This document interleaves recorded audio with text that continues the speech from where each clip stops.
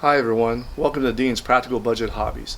In this video, I'm going to talk about the unibody construction of the 1975 Camaro and how that affects performance at the drag strip. I'm also going to talk about why it's beneficial to use box crib supports under the tires when changing subframe bushings or installing subframe connectors. Finally, I'm going to show you how easy it is to build your own box crib supports. So without further ado, let's get started. The 1975 Camaro used a unibody design, in which the body and frame are combined into a single structure, instead of a separate body attached to a complete rigid frame. In this picture, the front subframe holds the engine, the transmission, and the front suspension, and it extends partially underneath the unibody, where it is attached with bolts and bushings. It is important to note that the front and rear subframes are not connected. There's a large gap in the middle, which can contribute to body flexing under heavy loads. In this picture, the rear subframe holds the differential, the rear axles, and the rear suspension. It extends partially underneath the unibody where it is welded in place. The unibody construction is light, cheaper to produce in large numbers, and provides good performance for its weight. In high-performance situations such as drag racing, unibody structures are prone to flexing under load, which reduces performance. One of the basic modifications to reduce these problems is installing stiffer subframe bushings and installing subframe connectors. The car must be raised to provide enough room to perform these upgrades. However, if the car is raised and supported on the subframes by jack stands, the weight of the engine in the front and the differential and suspension in the rear causes the unibody to bow upward as shown in this picture. If the upgrades are performed while the unibody is bent like this, there could be alignment issues when the car is lowered and the weight is back on the tires. In extreme cases, the doors may not close, the hood and trunk lid may be misaligned, and the fenders can get bent. The solution is to support the car on its tires while doing this work. The best solution is a drive-on lift, but these are expensive and take up a lot of room for the average backyard. Drive-on ramps are limited in height, and the taller ones or hydraulic ones can cost $200 or more per pair. The solution for me was to build my own tire box cribs. These are wood boxes built to support the car on its tires with the strength and stability to safely provide the necessary space to do the work.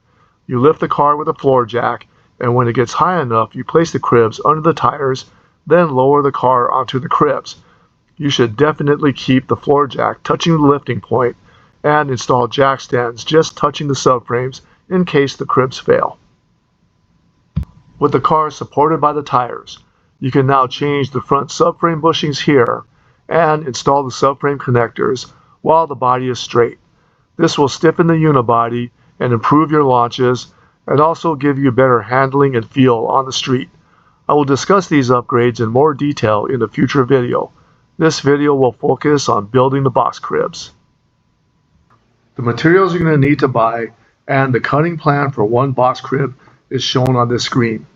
I put the text into the description, and if you want to follow this plan, you can copy this text to your mobile device and have it handy when you're buying your materials or making your cuts. In this video, I'm going to show how I cut the 2x4s to make the box cribs. This isn't the only way to do this, and it probably isn't the best way, but it worked for me. I use a standard 2x4, and for this project we're going to need 16-inch pieces, 12-inch pieces, and 4-inch pieces. For this demonstration, I'm going to cut a couple of 16-inch pieces. First thing is we're going to mark off the 16 inches using our measuring tape.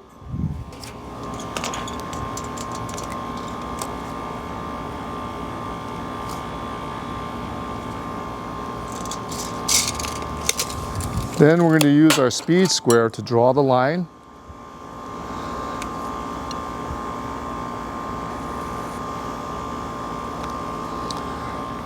Then I'm going to use the speed square as a guide or a fence to make the saw go a little straighter. So I'm going to position it and then line up the saw so that we cut along the line.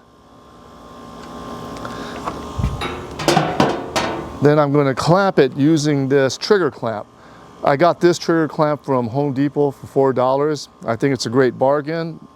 It works pretty good.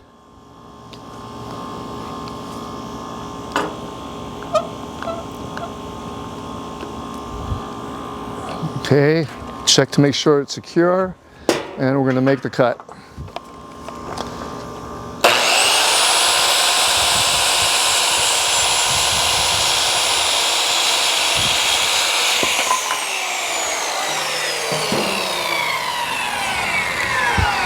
Okay, we're going to measure this piece just to make sure that we did it okay, and it's right on the money. So then we're going to unclamp this piece here, move it over, and I'm going to use the freshly cut piece as a template to mark the next line.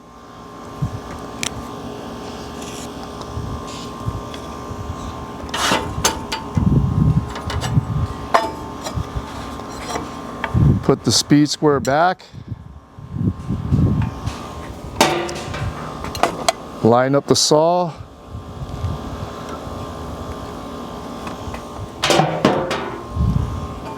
clamp it down,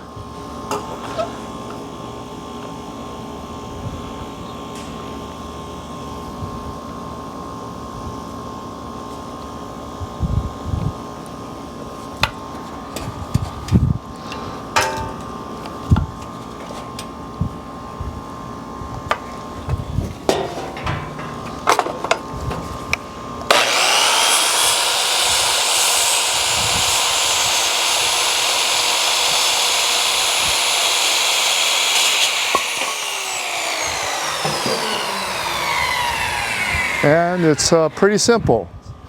So in the next video, I'm going to show how I screw the 2x4s together to make the box cribbing.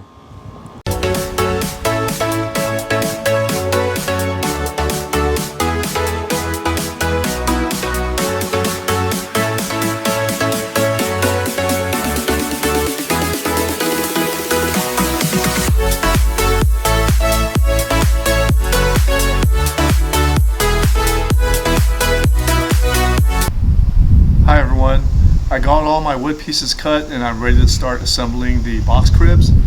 So I got the bottom layer and the second layer here. I'm going to fit together these two first pieces, and I'm going to drill some pilot holes so that I don't split the wood when I install the screws. So I got a 7/64 drill bit here for the pilot hole. We'll see how that works.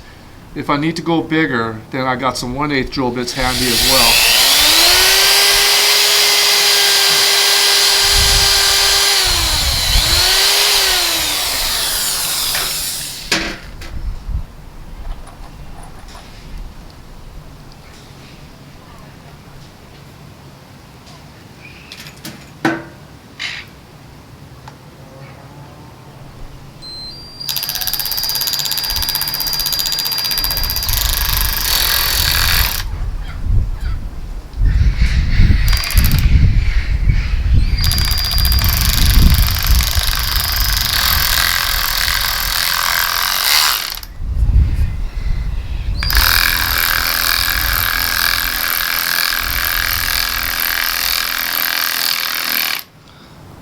Okay, so that wasn't too hard. I think this 7/64 bit will work okay.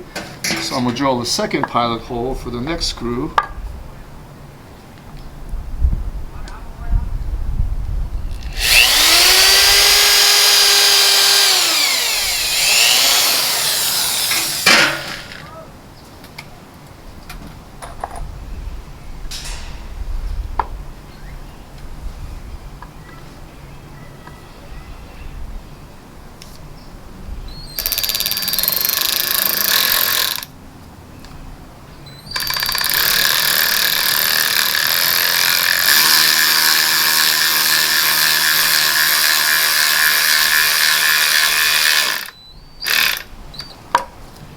Okay, so that's one corner done. I'm going to do the rest of the bottom layer and then I'll come back to show the second layer. I got the bottom layers screwed into place, so now I'm getting ready to screw in the next layer. So I'm going to lay this one down here, drill my hole.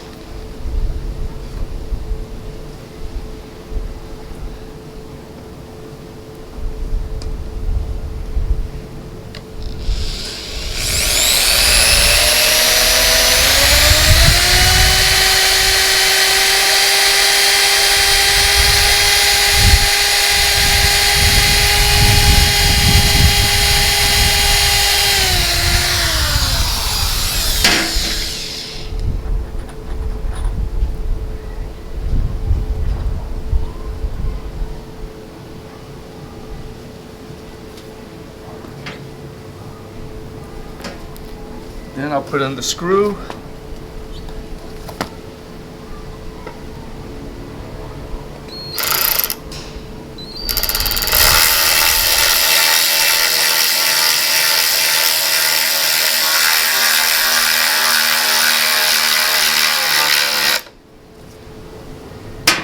And that's pretty much it. Just got to repeat it a bunch of times for all the other corners. So that's how it goes together. Next I'll show you the final crib and we'll be ready to post this video.